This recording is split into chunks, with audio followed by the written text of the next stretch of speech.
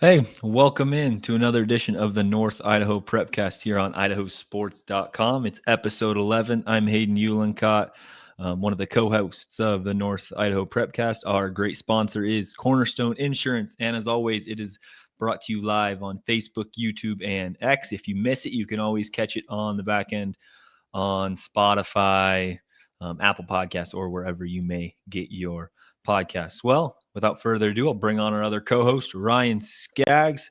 How you doing, Ryan? We're going to make this quick today. We're a long way to go and a short time to get there, so we're doing good. It's a quick turnaround after Gem State game day last night, so we're ready to rock and roll. Yeah, the recovery really short for you. Well, we're going to hit on state soccer. State soccer is this weekend, and then volleyball districts are really coming to a close, and then we'll end it off with some football. See how much football we can squeeze in. But let's start off with the state soccer world. So on IdahoSports.com, we're going to skip over 6A, and that's because no one from 6A in the boys or the girls qualified for the state tournament this year. Lake City lost a heartbreaker to Eagle. I think it was 1-0. And they were the number one team in the Max Preps rankings and missed out on it. And then Coeur d'Alene lost to Boise 2-1 in the state plan. So yeah, no 6A teams in soccer. Kind of weird. Yeah, and I mean, the number one team losing in the playing game, we saw that a couple years ago in 5A when Sandpoint lost to Moscow. Sandpoint was the number one girls team in the state of Idaho. They were undefeated going into that game and ended up losing to the Bears and missed out on the state tournament.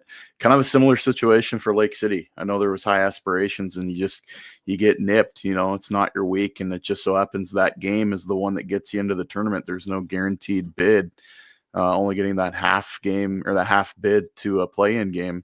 You can't really have a bad night. And that's what happened to the T-Wolves is that they just got nipped 1-0. Yeah, really tough break for such a team. For a team that had such a great year, maybe we'll see some reclass or I don't know, just some realignment next year. I don't know. We'll see. I mean, changing of the tough. guard, you never know. But yeah, that's definitely a difficult one. Yeah, absolutely. Okay, well, 5A girls, they play in Middleton this week. It's going to be tomorrow through Saturday. And we got two teams at the top of the bracket. We have Sandpoint. They're the number 8 seed playing against Hillcrest at 9 a.m. on Thursday. And then right after that match is Middleton and Moscow. Moscow's the 5 seed. They got in kind of from the back end. Sandpoint upset them in the district championship. Moscow had to play the play-in game against Wood River down in McCall. They beat them 3-0 and punched their ticket. Who do you think? Do you think Moscow has a chance to make a run in this? I mean, they're on a tough side of the bracket with Hillcrest, I would think. Yeah, I mean, that's a tough draw. I mean, you look at Moscow there with Middleton, too. Hillcrest is there. Sandpoint's there, too. I mean, those are three teams that Moscow, could they get a win the first round against Middleton? I mean, they have to be on their A game. I don't really like the draw for the Bears. It's not necessarily favorable being the 5 seed in any tournament. I mean, they go based off max preps, obviously. Middleton being the team out of District 3, they were the number 1 seed, and they've got to play the SIC champ coming out of that. That's not a good draw for the first round. And then you look at, Valley View being on the other side with Skyline, Twin, and Pokey. You get the state, there's no easy games. Everybody's going to be quality opponent no matter who you face. If the Bears get through Middleton, don't be surprised. They get a little momentum. They could be a world beater and find their way maybe playing on Saturday. Yeah, no, totally on the table. In the 4A girls, this one's all at Meridian. Timberlake comes in as the 8 seed against Sugar Salem. Sugar Salem's just a juggernaut in itself in just about every single sport they participate in. That's the first match of the day. And then the last match on Thursday is Kimberly versus Coeur d'Alene Charter. Coeur d'Alene Charter's had a really good year.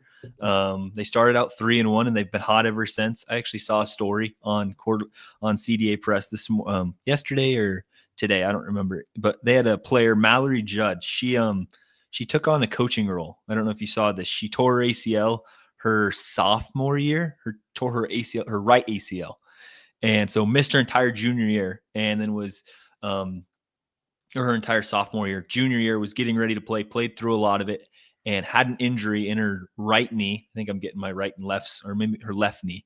And anyway, ended up tearing both ACLs. So she missed her entire senior year. She was a starter her freshman year. So she's missed her sophomore and senior year. So now she's coaching, and she has been a part of the staff all year. She actually coached a JV game this year, which I thought was pretty cool. I don't know the last time you see a high school coach coaching a JV. That's kind of ironic. Yep. It's really cool for Mallory. So I thought that was a good story for Coeur d'Alene Charter, and hopefully they can build on that against a solid Kimberly school. I think, the rankings are sleeping on them a little bit. I think Coeur d'Alene Charter is better than the 7 seed, but, obviously they're going based off max preps. I mean, Southern Idaho, Eastern Idaho, they're all pretty quality in soccer. So it's going to be Timberlake's got a tough draw getting Sugar round 1. That's going to be a really tough game. But that's a team, though, don't be surprised you see them playing in the Consolation Championship. I think that they could very, very well find them way on the backside of the bracket. At least playing a meaningful game to end the year in that 10 o'clock slot on Saturday. Coeur d'Alene Charter, I give them a chance. Like we've seen in the tournament before, 2 seeds get upset pretty regularly. Coeur d'Alene Charter gets hot. They come out shooting, guns blazing. That's a team that could be playing for a state championship. I think the draw after the first round is pretty favorable for Coeur d'Alene Charter. So you're going to have to play a tough team at some point in the tournament, whether it's the last game or the first one. If you get the first one out of the way, I think your road gets a little bit better to maybe be seeing a chance of playing a Sugar Salem for a state championship. So Yeah, absolutely. we wish both teams good luck. I mean, represent North Idaho well. We know that they will, but obviously the North's not getting a ton of respect in the Max Preps rankings this year in all sports. Let's be honest. You're not wrong there. Oddly enough, as I switch gears to the 5A boys side of things, the weird part in 4A, and we'll switch to 4A first, actually. Sure. 4A boys soccer. I tell you what, Coeur d'Alene Charter comes in as the number 1 seed in the state tournament. They're facing off against Marsh Valley. Marsh Valley was the number 1 seed out of District 5 this year. And then Bonners Ferry, they had a pretty good year, and they're now the 6th seed against McCall Donnelly. McCall was the number 1 seed out of District 3. And so it almost switches on its end that the boys have all this respect, and the number 1 team in the state, Coeur d'Alene Charter, has a lot of redemption on the line. They have enough opportunity to play Wendell and maybe come back and beat them. Wendell's tough. I mean, that's the thing. They've been on a tear for soccer for a few years now. Wendell's a tough program. If Bonners is able to get by McCall Donnelly in that first round match, I mean, they're going to have to be on their A game to see the Badgers get to that next round. Wendell's tough. That's going to be a really, really difficult game. That's the team I think everybody kind of picked at the beginning of the year to win the state title again. They're right back in the mix as the 2 seed. I'm kind of shocked to see Coeur d'Alene Charter at the 1 line. That one surprised me, to be honest. But getting Marsh Valley and not an easy opponent. There's no gimmies in this bracket either. Sun Valley, Community School has been really competitive too, as is Teton, and so finding themselves in the mix of all of these, blue bloods of soccer in 4A. Both teams gonna have to come out guns blazing. I think the name of the game, you're gonna have to score goals, and your goalkeeper is gonna have to be absolutely on their A game this weekend to see any hope of bringing home a trophy. I mean, there's no gimme being the 1 seed there. That's a difficult road if you look at Sun Valley and Teton in the next round, if you do get by Marsh Valley round 1. Yeah, and Marsh Valley is a 1 seed. I mean, regardless of where they're matched up on the rankings, they are their district champion. That one's at Owyhee this weekend as well. Coeur d'Alene Charter this year they've only gave up 2 goals this year. So talk about a lights out defense. That'll help your max preps. Yep. So that'll help the rankings. When you give up 1 goal to Coeur d'Alene's JV, and then your 1 loss of the year is to Sandpoint in the Popcorn Bowl, like, you have a really favorable odds. So 5A in Columbia at Columbia High School this weekend, and we have our lone 5A school participating, and that's number 3 Sandpoint. I like their draw. I like Sandpoint's draw here. I really do. I mean, getting Skyline round 1, Wood River and Nampa, the combination there in round 2, possibly if they get by Skyline, that's a favorable draw for the Bulldogs as a 3 seed. that's a threat. I mean, they've got firepower in the lineup galore. We know that they've been good and they've been competitive against the larger schools. I don't want to say they've been slipping under the radar, but they took a few lumps during the regular season. But I know Max would echo this, but that's a team that should be favored for a state championship. They've got a really good draw here, especially if Valley View's got to battle it out, duke it out with a team like Twin Falls or Blackfoot in the second round. Don't be surprised if you see Bulldogs and maybe a 4 or 5 seed there in the state championship game. Yeah. Nampa was the team that upended Lewiston in the play-in game this past weekend, beat them 4-0. So Nampa comes in as the 7 seed. I would have been curious to see where Lewiston would have matched up, just since Nampa ended at 7. But you're right. I think Sandpoint has a real chance to make a run. A very historically good soccer program. So yeah, there's a lot of good athletes back on this year's team and some fresh faces that have been really driving that Bulldog offense, and they've been really consistent in goal. That's a team that, we wish them the best of luck, and hopefully we see them make some noise at state. That'd be sure fun. We come back this week and we're talking about state champions from the North in soccer. That'd be pretty fun to see this year. Well, let's go through a little bit of our volleyball brackets as volleyball is working its way through in 6A. Coeur d'Alene has the 1-0 lead in the series, best of 3 against Post Falls. I think Coeur d'Alene has a good chance to close it out tonight, and they're going to be heading in a pretty favorable spot into the state tournament. We'll see where they match up next weekend. But that will be a good matchup once they hopefully punch their ticket. If not, Post Falls, maybe they'll play spoiler. Yeah, no, I think Coeur d'Alene's in a really good spot right now as far as, getting that ticket punched, getting in. I mean, they've been consistent as anyone in the state the last, month.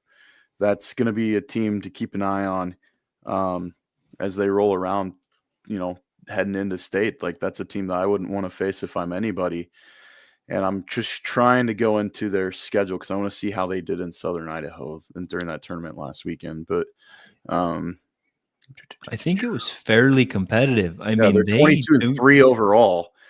They picked up a loss to Rocky and a loss to Boise. They split, Boise went to the 5th set, 3-2. They beat Highland. They beat Pocatello. That was the kind of the question mark was the test there. How do they match up against, team like Highland and a team like Pokey? Pokey's supposed to be really good in 5A, and they took care of business in 3 sets. So Coeur d'Alene, got a nice warm up there against Lewis and Clark at the end of the year. That's a Spokane school that's pretty good. They won in 5 sets in that match. Coeur d'Alene's in a good position. I think this team should they trophy at state? Yes. Will they be the state champ? That's a tall task. They're going to have to be absolutely flawless, especially from the service line. If they're going to face a team like, say, Skyview. Yeah, Coeur d'Alene's a team that has a couple of D1 commits, really solid season. Really, the only surprise of the year was when they lost to Lake City, kind of really an extreme outlier. All right, 5A. Lewiston came in as the number 1 seed in the district tournament. They got their win against Moscow. Lakeland swept Sandpoint. And then just last night, Lakeland came away with the upset in Lewiston, ended up beating them in 5 sets. Lakeland punches their ticket to state. And then Lewiston's now in a spot where they have to play Moscow. Moscow's kind of a feisty team. They ended up beating Sandpoint, actually sweeping Sandpoint last night up in Sandpoint. And so that's a play-in game. That's going to be Thursday. Then they will have to play a play-in game. That will be the number 1 seed from District 5. And that's Century and Pocatello. Pocatello won the season series. They won both matches when they played. But Century stole game 1. And so there's a real chance Lewiston could be playing, or Moscow could be playing, a Century team that's kind of playing on a little bit of luck right now. So maybe it's a really favorable opportunity for Lewiston to punch or Sandpoint to punch their ticket to the state tournament. Yeah, and Moscow is scrappy. I mean, took Lewiston to 5 sets in the last match. So, Bears can make it interesting tomorrow night, but Lewiston's going to have their hands full with that District 5 team. And I know that Sean Kane would echo that. Like, he's seen both those teams play a whole lot. Our East Idaho Prepcast guys, and that's a tall order to beat, especially if it's Pokey, man. That's a tough road to hoe right there.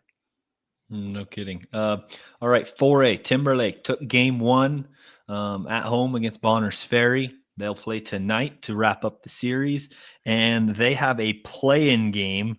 They're actually going to play the 3 seed out of District 3 if they come away with a win. So not guaranteed a seed in the state tournament. That was a conversation that, we had with Brandon Bainey. Like, does Timberlake or Bonners Ferry have a chance to even get into the state tournament? And I think it's going to be a tough order for them. But if you're Timberlake, you come in, win 2 in a row, maybe you have a little bit of hot streak to punch your ticket in. You're going to be playing like a Weezer, McCall Donnelly. I mean, that's, a tough match. Both those programs are pretty solid, especially if it's Weezer. Weezer's been pretty competitive this year. So, yeah, I mean, there's no easy games. There's no easy matches there for either of those teams if they make it in. I mean, we saw Bonners clip Timberlake earlier this year, and that's going to be, there's no guarantee that Timberlake's the district champ. But yeah, I mean, that's going to be a do or die game, and that's going to be a tough one, matching up with that 3 seed out of the Snake River Valley Conference. No doubt there. 3A, Kellogg came in as the 1, and they won their first game. Last year was the scare. Tomorrow they play Priest River for the district championship. Priest River also won their match against Grangeville in 4 sets. Scaggs, I got to ask you, this is the weirdest thing in the world to me. You have Orfino and Grangeville, 2.5, 3 hours away from Kellogg, and they have to go to Kellogg to play each other in a loser out game. I mean, you couldn't just play that one at Nez Perce or something like that. Make Orfino come up the hill halfway. I mean, anything but go to Kellogg. I just think or at least play in thing. Lapway or something. Like, go all the way to Kellogg for that match. Okay. Talk about, I mean, I don't want to get into the finances of the districts, but I mean, that's a way to cut some costs here. I mean, come on. So whoever wins that match. District tournament's being hosted at Kellogg, essentially the championship's tomorrow too. So it's the predecessor to the championship game. But yeah, I get it. It's actually the successor. Sorry, successor. Yeah, you're right. I didn't look at the time very well. They're following. I don't know. And so you're giving the home team, you're giving the away teams they're getting the last night of the game, the last match of the night. So they have the long travel home. Like, I just think that's insane. Yeah, weird. Kevin, sneaking a podcast in during workday is diabolical. Well, we do it every single week, and I tell you what, there's a lot of strings we have to pull to be able to do this. Kevin was the one that was shaking the tree last night during Gem State game day. So yeah, Kevin maybe needs to keep not get us suspended around here. Lose our ad sponsorship we have going on with YouTube. Yeah, I think we're safe. You are probably right there. All right, 2A volleyball. Kellogg, well, let's go back to 3A. So real quick. So Priest River plays Kellogg. The winner goes to the state tournament. The loser will play in a play-in game against either Priest River or Grangeville or Orfino. So that one's going to be decided on Thursday. We'll have, full information come next week when state tournament runs around. Yeah. In 2A volleyball, there were quite a bit of upsets, and for a bracket that's so large, we're going to try our best. In the semis, Troy was able to beat Lapway. I want to say this about Troy. They won in 4, but they lost the first set. And every single match they played this year where they've gave up a set, it's always in the first one. Yep. Every single time they give up the first set. And I have a lot of confidence in Troy, but you can't do that when state tournament rolls around when you're playing a good school like Butte County. Like, I don't want to see in a game when you're down 1-0, and then you might have a chance to fall down 2. I think that's I don't think you want to keep that habit rolling. You got to come out hot. Don't dig yourself into a hole you don't need to be in. I mean, they're going to be playing a tough Cami team tonight too. I mean, that's going to be a fun match there at LCSC. Emma Krog's a stud for Cami. She's been playing out of her mind. And Cami getting the big win over Potlatch Monday night in straight sets too. That part to me was kind of the shocking one for me. And going to be Troy will have their hands full. I mean, if you see Cami come out go 1-0, like, you never know with that lineup that Cami has gotten, Coach Landmark and her group. That could be a fun one to see. But Troy is just a buzzsaw too. I mean, they're so dang good, and they're just disciplined as all get out. So. Going to be fun. I still think Troy wins the district title. Potlatch having to go through the backside. They got to play they beat Logos.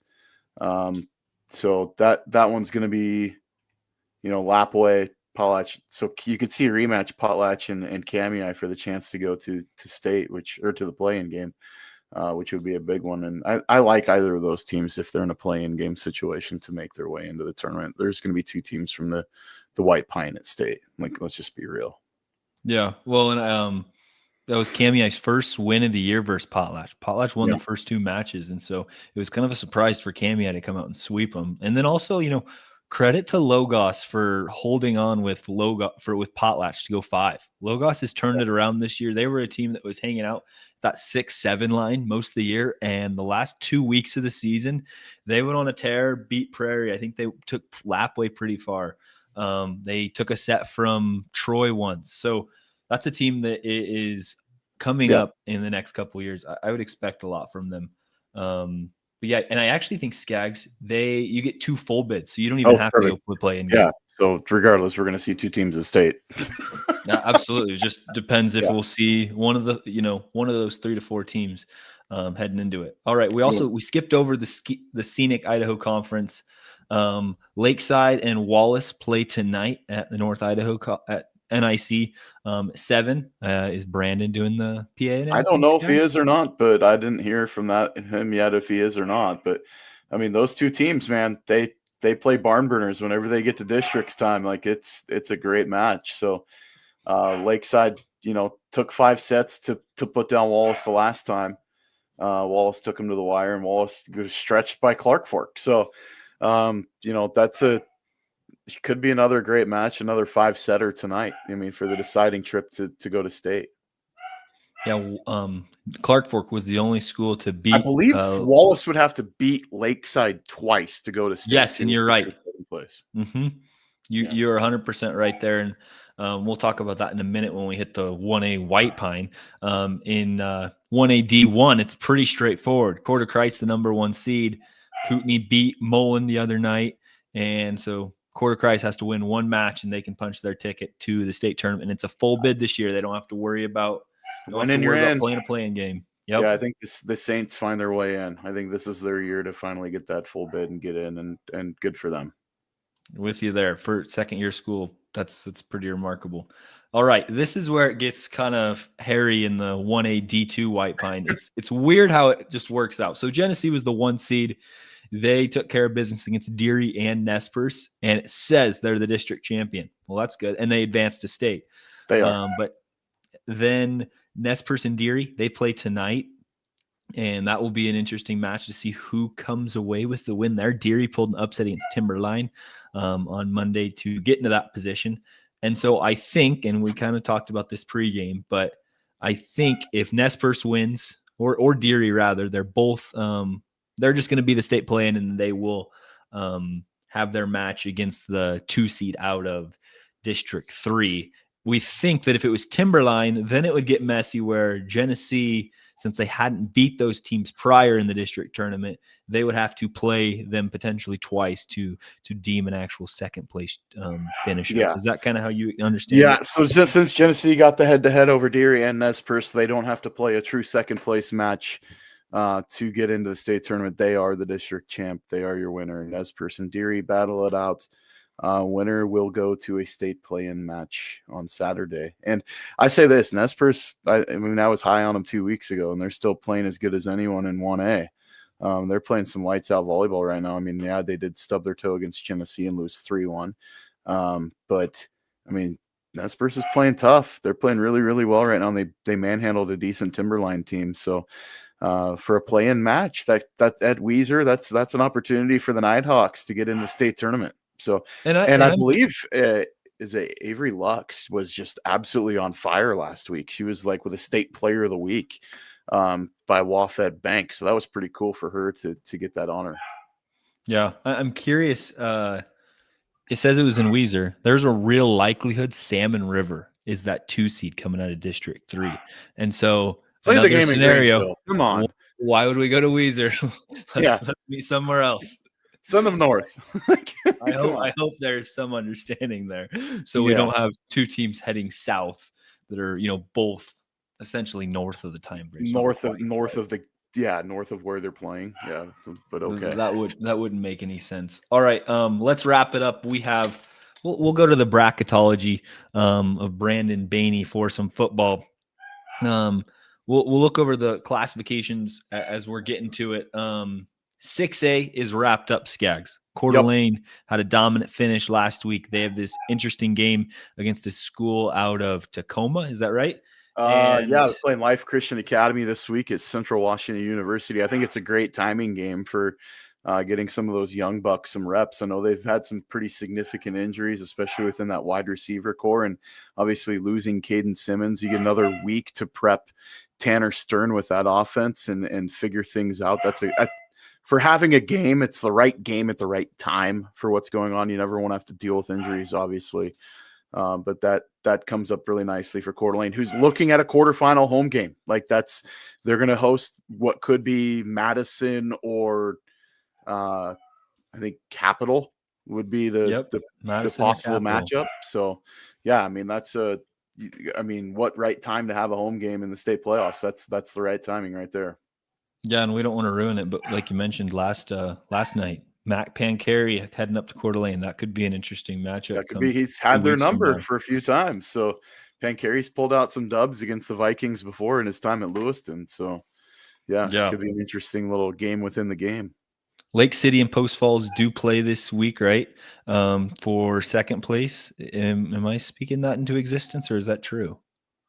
I think that's true. They play, but like they're both out. Yeah, no, they're both out. Yeah, but they do play this week. Okay, they play Thursday, I believe. So they're playing tomorrow night. You're right. Yep. So get your picks in on Gridiron Game Day. In 5A, there is so much chaos coming on here. Wow, tons of chaos. Right now, Lewiston is the league leader at the moment. They would host a playoff game as the 6th seed against Sandpoint, which is another just crazy opportunity for that. The shortest trip a North team has had to make if that ends up happening, like in forever. But yeah, get a rematch. I mean, I think Sandpoint would love to have another shot at Lewiston.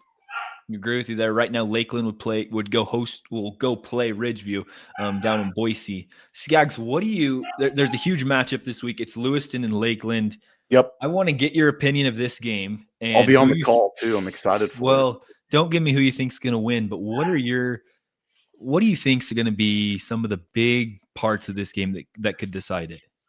Lewiston's offense was anemic last week at Lake City. They dropped that game 6-0, which was kind of wild in my opinion. Sorry, I apologize for my dog barking in the background. I think he's got to go pee. But yeah, I mean, Lewiston defensively, they held Lake City to 6 points. Defensively, they were just fine. They've had a propensity for turning over the ball. They're kind of solving those problems. They're getting some guys back in the positions that they need to be in.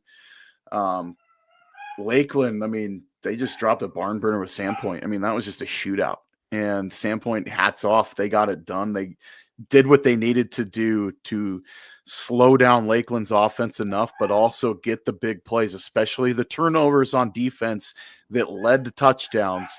That's what got Sandpoint ahead enough on Lakeland to where Lakeland was having to play from behind. And Sandpoint took the victory. They earned it. So, Kevin Buckout wants to get mad at me. I'm loving the opportunity to give flowers where they're due. And so Sandpoint earned the win. And so Lakeland can make things. This is where it gets fun, right? Lakeland wins against Lewiston. There's a 3-way tie Monday night, Coeur d'Alene High School, 6 p.m., Kansas City tiebreak. That's going to be a fun one if that happens. It's going to be, 25 yards in. So it's overtime rules, whole bunch of fun. It's, one team versus the other. Then the other team turns around, plays the other. And then the other offense gets their shot. So, that's going to be interesting to see how that goes. It could be chaos. It could be, or Lewiston could take care of business and just absolutely cement the district championship by beating Lakeland Friday night. So Lewiston's got the pressure on them right now. They're playing from ahead. Lakeland's kind of got house money. If they get a win, it's going to be one. It's going to boost the Max Preps ranking, and the Max Preps ranking right now makes me head scratch because Lakeland's still ahead of Sandpoint. Sandpoint's behind Twin Falls, who has the head-to-head win over Twin Falls. But I think you have to look at the loss itself from standpoint, the 2 losses they've had have been by significant margin. I think that's where it's coming into play. Lakeland's strength of schedule is not good. Lewiston's strength of schedule is the highest in 5A. So it's pretty wild. That's why Lewiston's sitting there at the 9 seed looking up. Lewiston gets a win, they're going to jump Minico. They will. I think especially Minico could lose their game to Twin Falls. Lewiston could vault their way up, and actually it may lift Sandpoint too. So there's a lot of movement that can take place within wins and losses. A Lakeland win lifts Sandpoint significantly. A Lewiston win bumps Sandpoint just a little bit because it's now not necessarily that bad of a loss to a 3-win team. It becomes a 4-win team that won districts, so you get weighted heavier. There's a lot at play within the metrics within Max Preps. 5A is chaotic, and I hate that they guarantee the bids for non-district champs too, that they get a host. Like, that one drives me freaking bananas. It's like, fine, give the district champs an automatic home game and then seed everyone else. Like, stop it with the auto berth for a 3 seed getting a seeded spot, or the 2 seed from District 3 getting an auto berth. Like, get rid of those. Let's just credit to the district champs and then seed everyone else based on max preps. Otherwise, why in the heck do we have the ranking? So, but that's me on my soapbox. Yeah, I like that. Your dog even went quiet. Kevin Buckhouse says, can we get a cameo of the dog? Scaggy wants some camera time.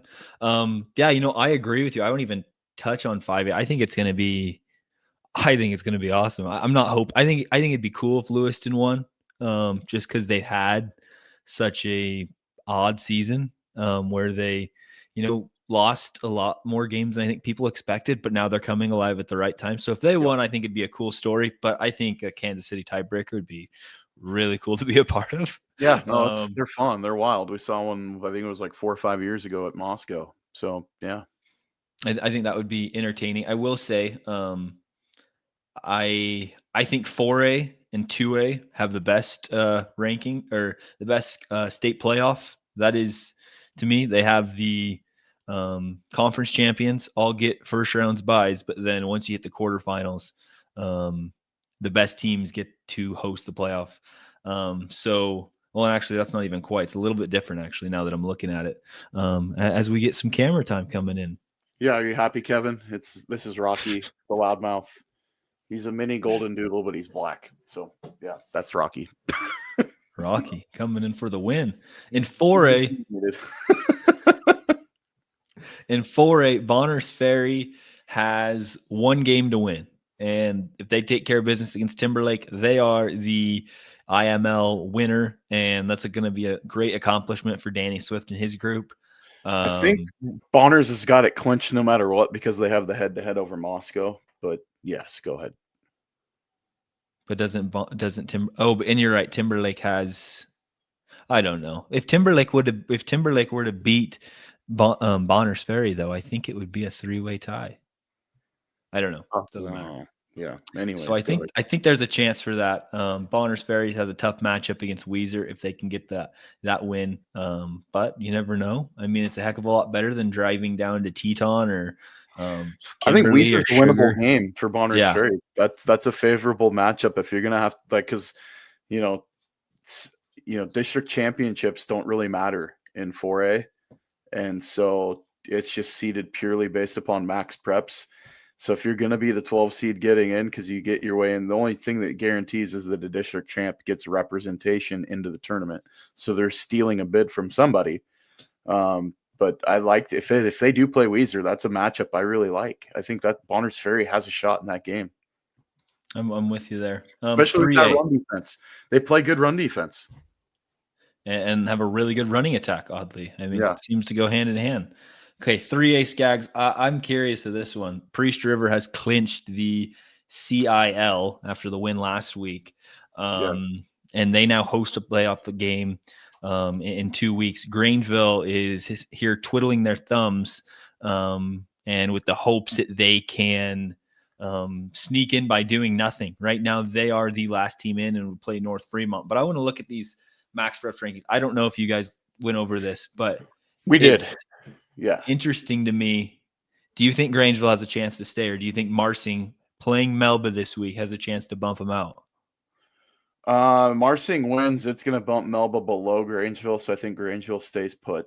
I don't think the gap there is enough because Grangeville will have a game. Or no, they're idle this week, aren't they? Mm-hmm. They need, honestly, they need Priest River to win. Like they need to have that loss be to a 5-win team to safely be in the field. And I said this last night, was that Grangeville is in the doorway, but they're on the side of the doorway to the door is going to close behind them and they're in the house. And they're not necessarily left on the front porch looking without being in. So I don't think they're necessarily safe, but I think that they're leaning in. Let's put it that way. So, but you got to take care of business. And the other thing about Grangeville too is that some of their losses are to teams up above them. So you look at West J, they lost that game to West Jefferson. They've got a tough game, but then it's going to be a lift game for them if they beat. I think they play North Fremont this week. Mm-hmm. So if West Jefferson's able to beat North Fremont, that's going to lift West Jefferson's ranking, which will then kind of drag Grangeville with them as far as being a quality quote unquote loss.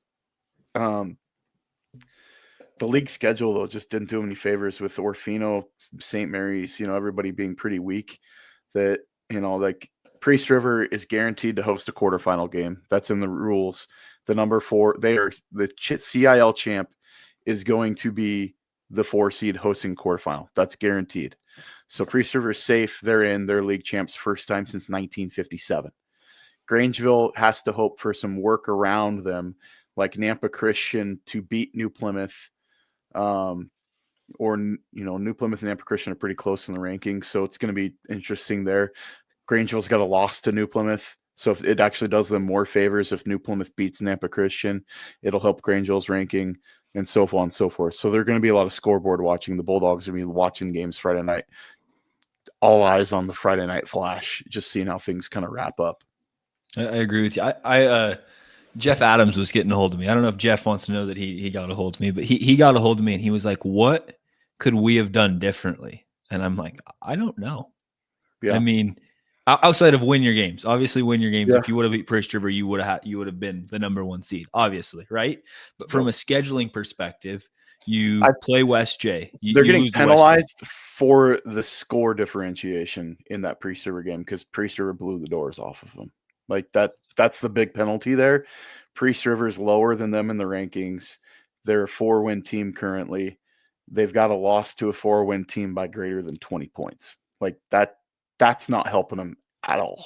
So yeah, if they would have played that game closer in a loss, it wouldn't have penalized them as much. But yeah, and it's playing some of those teams like Timberlake. Timberlake's bad in the rankings. They're the last place 4A team. That's not helping Grangeville any. So there's some stuff like that going on too on the back end. But also conference is just dragging them down. St. Mary's, Kellogg, Orfino, they're all below the 17 line like that, or 16 line. That's not going to help your max preps. No, it's not. Yeah. I don't know what you do from a scheduling perspective.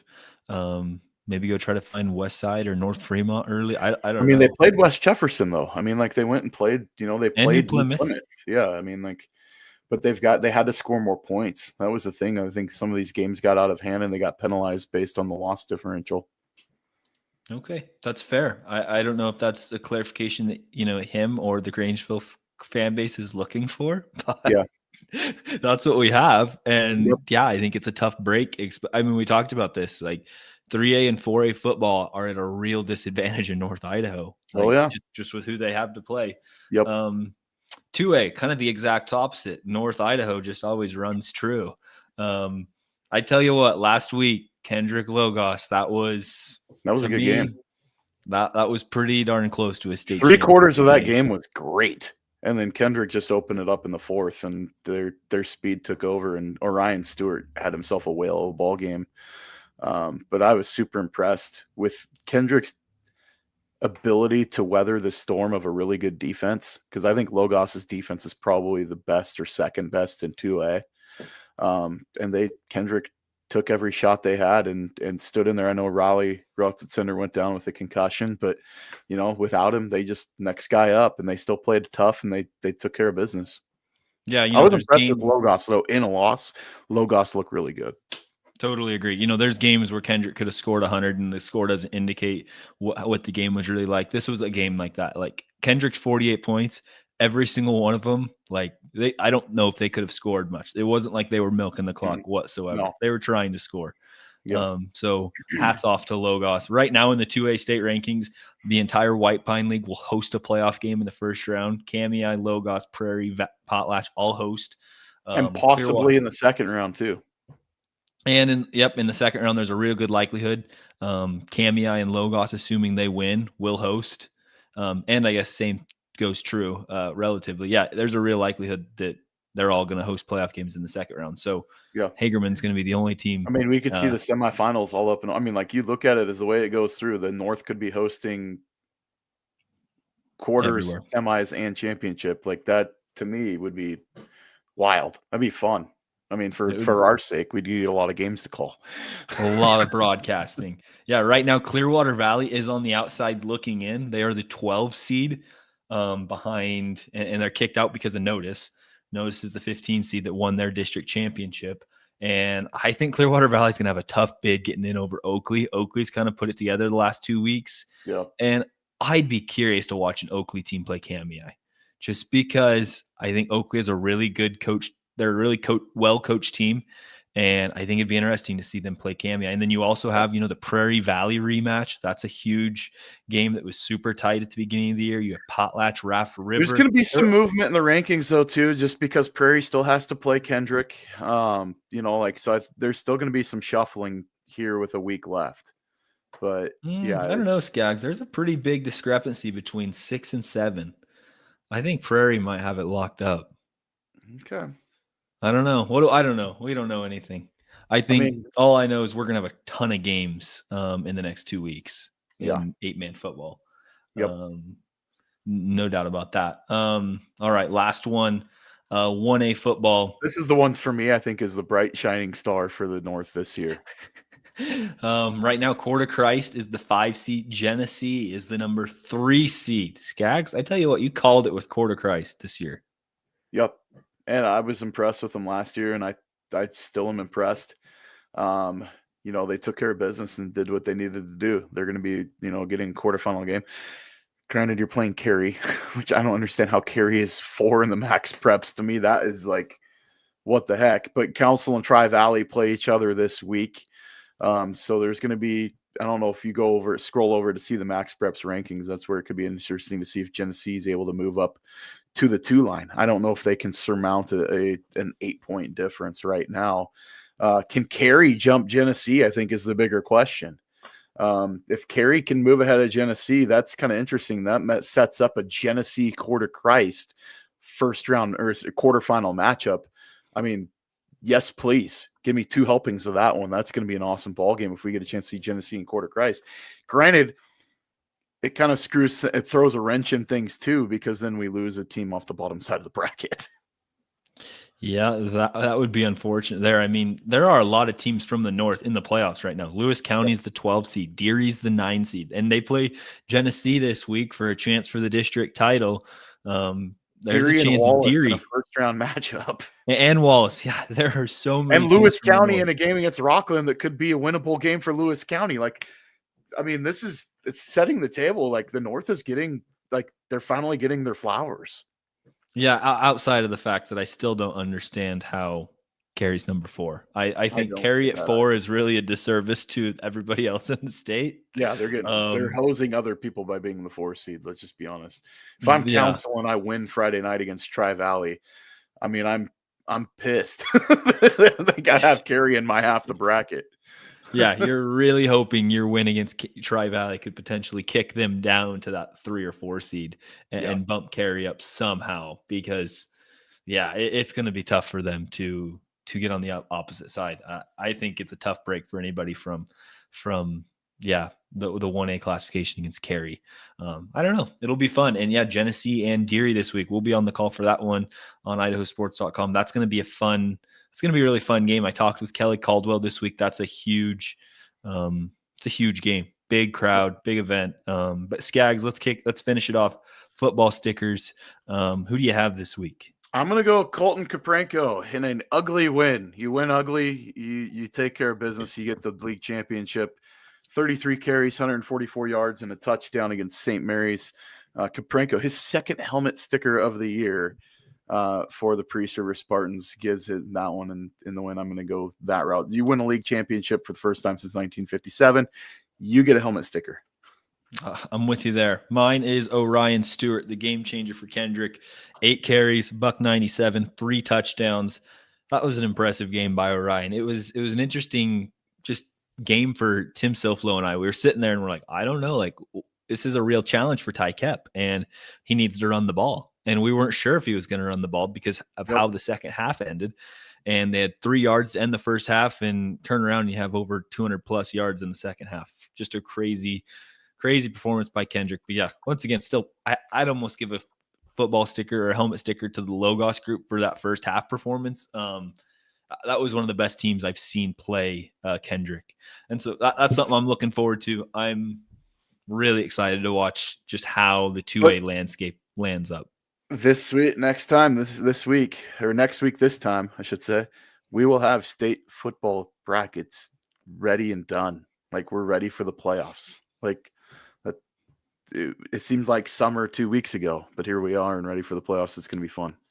11 episodes in, we're rolling strong. Well, that will be it for us on the North Idaho Prepcast. As for Ryan Scaggs, I am Hayden Uhlenkott. We will see you next week for a lot more of sports.